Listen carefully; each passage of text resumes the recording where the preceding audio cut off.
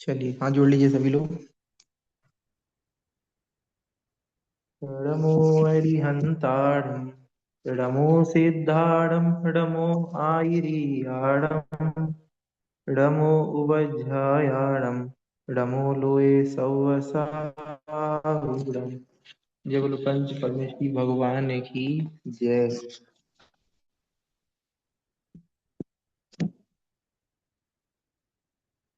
तो 165 नंबर गाथा अपन लोग आज पढ़ने जा रहे हैं। 165 हो चुका है, 166 पढ़ना है। चलिए, तो 166 में आचार्य महाराज कह रहे हैं, जैसे समुद्र में विलीन हुए रत्न का पुनः प्राप्त करना दुर्लभ है, अंधे को निधि का मिलना दुर्लभ है, तथा पृथक पूर्व और पश्चिम समुद्र को प्राप्त भी यूप अथवा अर्थात जुआ अथवा यज्ञ में पशु के बांधने का काष्ठ और सलाका जुए में लगाई जाने वाली खूंटी का फिर से संयोग होना दुर्लभ है।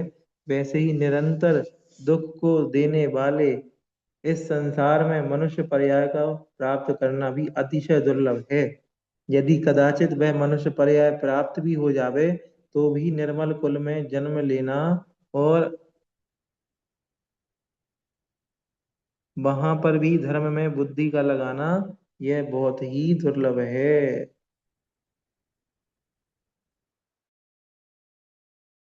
रहे हैं कि जिस प्रकार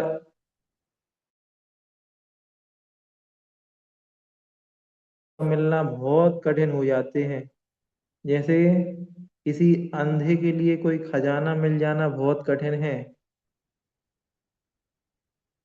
कोई समुंदर है, उसी समुंदर में किसी स्थान पर दो काष्ठ खंड, काष्ठ मतलब लकड़ी के टुकड़ों को छोड़ दिया और में से एक को पूर्व दिशा की ओर बहा दिया, एक को पश्चिम दिशा की ओर बहा दिया, फिर उनका उसी स्थान पर आकर के मिलना बहुत दुर्लभ है। उसी प्रकार इस संसार में जहाँ पे निरंतर अत्यंत दुख अपन को मिलने वाले हैं, उस संसार में मनुष्य पर्याय को प्राप्त करना अतिशय दुर्लभ है।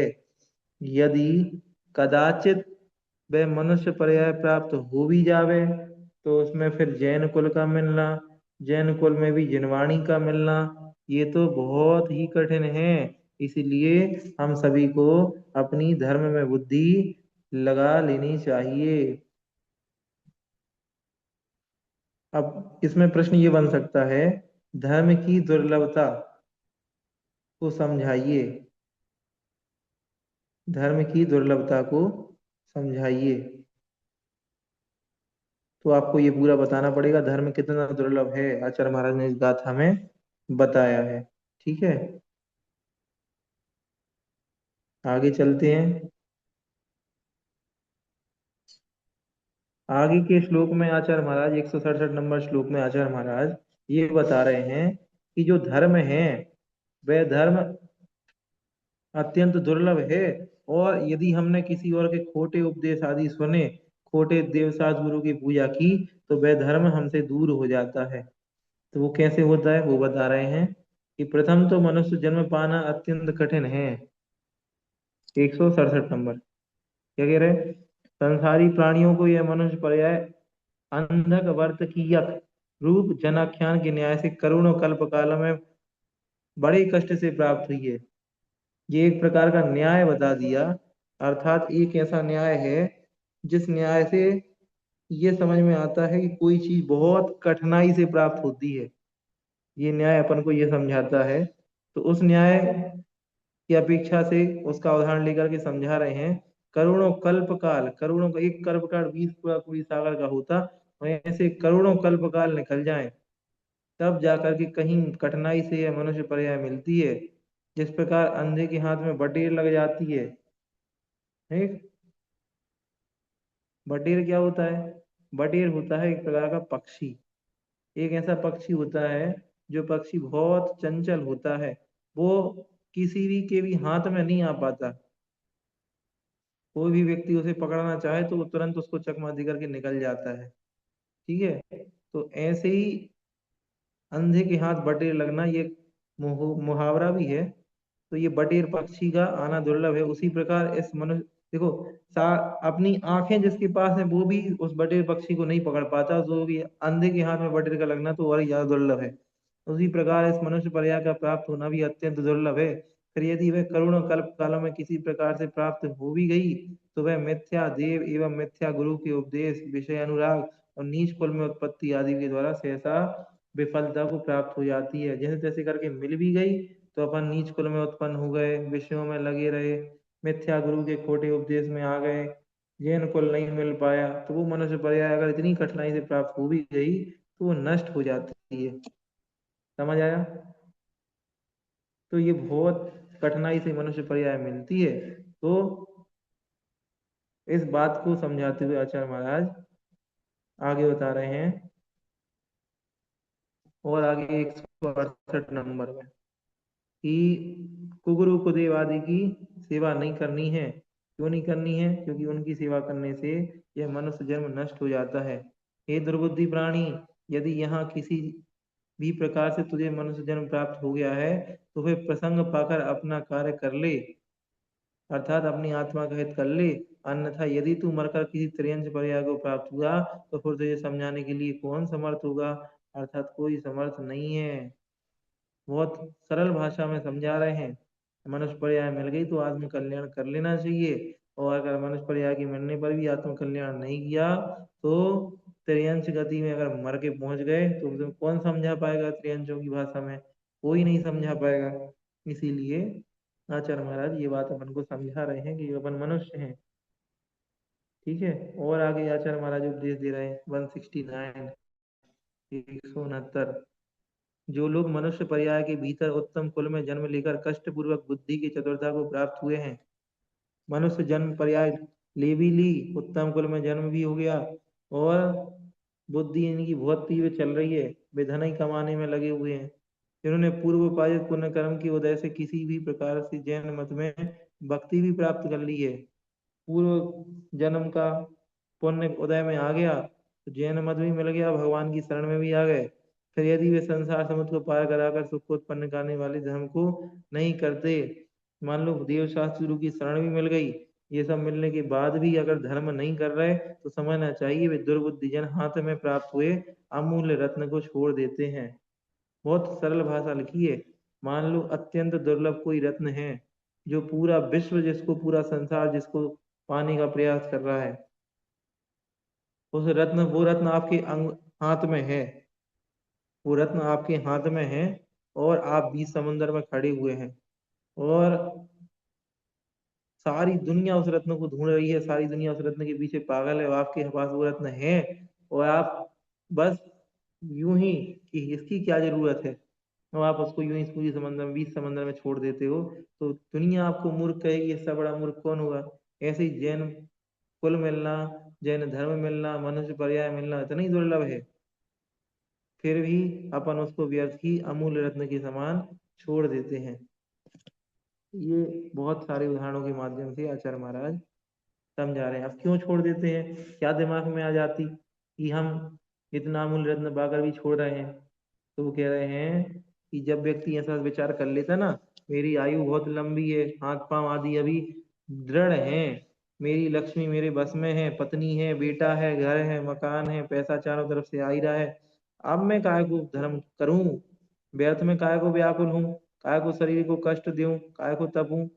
ठीक है, जब वृद्धावस्था आएगी तब थोड़ा बहुत धर्म करके देख लेंगे, और ऐसा सोच लेता है, और उस वृद्धावस्था के आते ही काल के ग्रास में चला जाता है, मूर्ख प्राणी मृत्यु को प्राप्त हो जाता है। बहुत अच्छी भाषा में यहाँ आचार्य महाराज समझा रहे हैं। अब आगे यहाँ और बता रहे हैं, कह रहे हैं कि जो साधु पुरुष होता है, जो साधु अर्थात ज्ञानी पुरुष होता है, वह पुरुष एक का चित्त एक पके हुए श्वेत बाल के देखने से ही शीघ्र वैराग्य को प्राप्त हो जाता है। बाल दिख गया, एक सफेद बाल हो गया, और तुरंत वैराग्य आ जाता है। और जो मनुष्य ज्ञान रहित है, ठीक है, अविवेकी है, उसकी तृष्णा तो दिन पर दिन इसके विपरीत बढ़ती जाती है। एक बाल नहीं, पूरे बाल सफेद हो जाए तो डाई कर लोगे, लेकिन समझ में नहीं आएगा कि अब मृत्यु अपने पास आने वाली है। अर्थात जैसे जैसे उसकी वृद्धावस्था बढ़ती जाती है, वैसे वैसे उत्तर उत्तर उसकी तृष्णा भी बढ़ती जाती है। तो दो प्रकार के प्राणी यहाँ बता दिए, एक तो ज्ञानी और दूसरा अज्ञानी। ज्ञानी पुरुष क्या करता है, एक सफेद बाल दिखते ही वैराग्य ले लेता। अज्ञानी पुरुष पूरे साल बाल सफेद भी हो जाए तो भी उसकी तृष्णा कम नहीं होती। 172। अब आगे कह रहे हैं, हे तृष्णा, तुम हमें जन्म से लेकर प्यारी रही हो, तृष्णा को प्यारी कह रहे हैं, सदा पास में रहने वाली हो और वृद्धि को प्राप्त हो।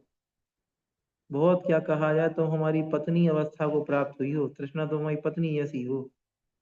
यह बुढ़ापा रूप अन्य स्त्री तुम्हारे सामने ही हमारे बालों को ग्रहण कर चुकी है। किसी का बुढ़ापा आ जाता तो बाल चले जाते, तो बुढ़ापा को भी स्त्री कह दिया। यह बुढ़ापा रूपी स्त्री भी एक तुम्हारी स्त्री है।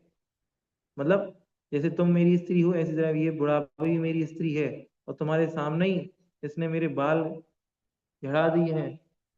ठीक है। हे घातक तृष्णे, तुम मेरे इस बाल ग्रहण रूप अपमान को सहते हुए भी आज मेरी स्नेह करने वाली बनी हुई हो, यह आश्चर्य की बात है। देखो क्या कह रहे हैं यहाँ पे, ये कह रहे हैं कि बुढ़ापा रूपी स्त्री ने मेरे बाल भी गिरा दिए, फिर भी तुम छूट नहीं रही, कितनी अच्छी पत्नी हो तुम मेरी। लोक में तो ऐसा देखा जाता है कि एक पत्नी अगर है, वो कहीं से अपनी सौतन को देख ले कि कोई और सौतन उसको मिल जाए, तो वो उसके बाल नोच लेती है, किसी भी तरह अपने पति को उससे दूर करने का प्रयास करती है, और फिर भी नहीं हो तो खुद छोड़ के चली जाती। लेकिन तुम बड़ी अच्छी मेरी स्त्री हो कि तुम्हारे होते हुए एक बुढ़ापा रूपी जरा रूपी स्त्री तो आ गई, और उसने मेरे बाल भी सारे नोच खाए, लेकिन फिर भी तुम मुझसे दूर नहीं जा रही हो, तुम्हें उसकी सारी शर्तें मंजूर हैं, तो तुम बड़ी अच्छी हो। इतनी अच्छी बात यहाँ समझाते हुए कह रहे हैं कि बुढ़ापे रूपी स्त्री के आने पर भी तृष्णा रूपी स्त्री तुम भाग नहीं रहे हो, बड़ी अच्छी बात है। पकड़े रहो मुझे। 173। यहाँ संसार में राजा भी दैव के वश होकर रंक जैसा बन जाता है, तथा पुष्ट शरीर वाला भी मनुष्य कर्मोदय से क्षण भर में ही मृत्यु को प्राप्त हो जाता है। ऐसी अवस्था में कौन सा बुद्धिमान पुरुष कमल पत्र पर स्थित जलबिंदु के समान विनाश को प्राप्त होने वाले धन, शरीर एवं जीवित आदि के विषय में अभिमान करता है। अर्थात क्षण में क्षीण होने वाले इन पदार्थों के विषय में विवेकी जन कभी भी अभिमान नहीं करते। बिल्कुल सही बात लिखी है। कितनी अच्छी बात यहाँ लिख दी आचार्य महाराज ने, उपदेश देते हुए कि संसार में जो धनी है वो अगले क्षण कंगाल हो जाता है, तो जो कंगाल है वो अगले क्षण राजा बन जाता है। जो बलवान दिखाई देता है वो कमजोर हो जाता है, जो कमजोर होता है वो अगले क्षण विद्वान बलवान हो जाता है। तो कौन सा ऐसा बुद्धिमान पुरुष इन संसार में होगा जो इन सबको अपना मानेगा, जबकि ये सब तो वो उसके कमल के पत्ते पर जली डरी हुई जल की बूंद के समान विनश्वर हैं, कब नष्ट हो जाए तो पता नहीं। अगली क्षण जिस व्यक्ति को हम मिले हैं, और वो उसके अगले ही क्षण वो व्यक्ति मृत्यु को प्राप्त हो जाता है, हम तो यही कहते रह जाते कि फलाना व्यक्ति को तो अभी हम मिल के आए, अभी तो उनको देखा था घंटे भर पहले, कल ही तो हम उनसे मिल के आए थे और आज उनकी खबर सुन ली। तो ऐसी ऐसे भी देखने में आता है, यहाँ सब नश्वर है। और आगे आचार्य महाराज समझा रहे हैं 174 में कि हम लोग धन पुत्र स्त्री आदि को अपना मानते हैं, वास्तविकता में ये भी वो उसकी बूंद के समान अस्थिर हैं। ठीक है। यह इंद्रिय जन्य सूक्ष्म सुख तीक्ष्ण विष के समान परिणाम में दुखदाई है। ये इंद्रियों से प्राप्त होने वाला जो सुख है, यह वास्तविकता में दुखदाई है। इसीलिए यह स्पष्ट है कि यहाँ धर्म को छोड़कर अन्य सब पदार्थ विनश्वर व कष्टदायक हैं। धर्म को छोड़कर के सब चीजें नाश होने वाली हैं, परंतु फिर भी आश्चर्य की बात है कि संसारी प्राणी मोहवशी होकर के इन विनश्वर पदार्थों को भी अपना मानता है, उनमें ही अनुराग करता है और अस्थायी धर्म को भूल जाता है।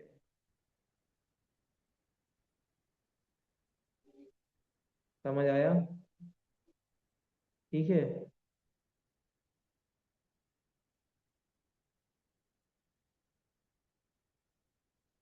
चलो और आगे चलते हैं 175। जब तक सुधा से पीड़ित हुआ निर्दय यमराज मृत्यु सामने नहीं आता है, तभी तक राजा की भी सेना शत्रुओं के ऊपर आक्रमण करने के लिए प्रस्थान करती है। ठीक है। तभी तक उत्कृष्ट पुरुषार्थ भी रहता है, तभी तक शीश तलवार भी स्थिर रहती है, तभी तक वह बाहु भी अतिशय दृढ़ है, तभी तक क्रोध भी है। इसी प्रकार से विचार करके विद्वान पुरुष उक्त यमराज का निग्रह करने वाले तप आदि की खोज करता है। यहाँ ये कह रहे हैं कि कोई राजा है, युद्ध में लड़ने के लिए जा रहा है और उसके साथ बहुत सारे सैनिक भी हैं। जब तक मृत्यु उस सैनिक के पास नहीं आ रही, तब तक वो बढ़िया खूब लड़ेगा, उसकी तलवार भी खूब चलेगी, उसके दोनों हाथों में भी खूब बल दिखाई देगा, पुरुषार्थ भी खूब दिखाई देगा, क्रोध भी उसके अंदर भरा हुआ रहेगा। लेकिन जैसे ही यमराज सामने आ जाता है, मृत्यु सामने आ जाती है, तो सारी की सारी चीजें धरी की धरी रह जाती हैं। इसी तरह कह रहे हैं संसारी प्राणी के सामने जब तक मृत्यु नहीं आ रही, जब तक ये प्राणी भी बड़ा खतरनाक है, जिसके पास तुम्हें सब कुछ दिखाई देगा, जैसे ही मृत्यु रूपी यमराज आ जाएगा तो तैसे ही ये भागता हुआ दिखाई देता है। चलो, जिसके मध्य में 176, जिसके मध्य में मृत्यु रूपी मल्लाह ने अपने हाथों से सघन जला रूपी विस्तृत जाल को फैला दिया है। मल्लाह कौन होता है? मल्लाह होता है मछली पकड़ने वाला। तो कोई तालाब है, उस तालाब के मध्य में मल्लाह ने अपने हाथों से बुढ़ापे रूपी जाल को फैला दिया है। संसार है, संसार में उसने मल्लाह ने जाल फैलाया है। तो जाल क्या है? बुढ़ापा रूपी जाल फैलाया है। ऐसे संसार रूपी सरोवर के भीतर राग रूपी जल में रमण करने वाला यह बेचारा जन रूपी मानव मीनों का समुदाय समीप में आई हुई महान आपत्तियों के समूह को भूल जाता है। हम लोग कैसा सोचते हैं कि तालाब में कोई पकड़ने मछली पकड़ने वाला जाए, जाल फैलाए, मछलियों को तो पता लग ही जाता है कि ये जाल फैला रहा है और ये निश्चित तौर पर पकड़ के हमको ले जाएगा। फिर भी मछलियां कितनी मूर्ख होती होंगी, कितनी मूर्ख होती होंगी मछलियां, इसके जाल के पकड़ में आते। हम होते तो हम तो दूर भाग जाते, हम तो जाल में पकड़ में नहीं आते। दूसरों के लिए तो ऐसा सोचते हो, लेकिन जब वास्तविकता ये है कि जब संसार में हम देख रहे हैं कि मृत्यु रूपी काल, बुढ़ापा हम सभी के पास आया है, जाल फैला लिया है, अब भी हम नहीं चेत रहे, हमको संसार ही अच्छा लग रहा है, तो हम भी और मछलियों से कुछ कम नहीं है। मृत्यु को धर्म से ही जीता जा सकता है। सन 177, संसार में मनुष्य भोजने से सुधा को, शीतल जल से प्यास को, मंत्र से भूत पिशाच को, साम दान दंड भेद से शत्रु को तथा औषध करके विद्वज्जन मित्र अथवा पुत्र के ही मरने पर शोक नहीं करते। खाना लगे, खाना भूख लगे तो खाना खा लो, प्यास लगे तो पानी पी लो, भूत पिशाच पीछे लगे तो मंत्र तंत्र लगा लो, कोई शत्रु पीछे लगे तो साम दाम दंड भेद चालू कर दो। ठीक है, कोई बीमार पड़े तो औषधि से, मतलब किसी चीज से शोक नहीं करता, किसी चीज से डर नहीं लगता, किंतु एकमात्र धर्म का ही आचरण करते हैं और उसी के वे मृत्यु के ऊपर विजय प्राप्त करते हैं। संसार में देखा जाता है कि मनुष्य को हर छोटी छोटी चीज से कहीं ना कहीं डर लगता है, लेकिन जो धार्मिक व्यक्ति होगा वो धर्म ही करता रहेगा, उसी धर्म से वे मृत्यु को पर जीत प्राप्त करेंगे। उसे और किसी चीज में अच्छा नहीं लगता, वे शोक नहीं करते, भोजन में, पानी में, मंत्र तंत्र में, साम दाम दंड भेद आदि में उनका कोई भी विकल्प नहीं रहता, वे तो धर्म से ही सब कुछ समझते हैं।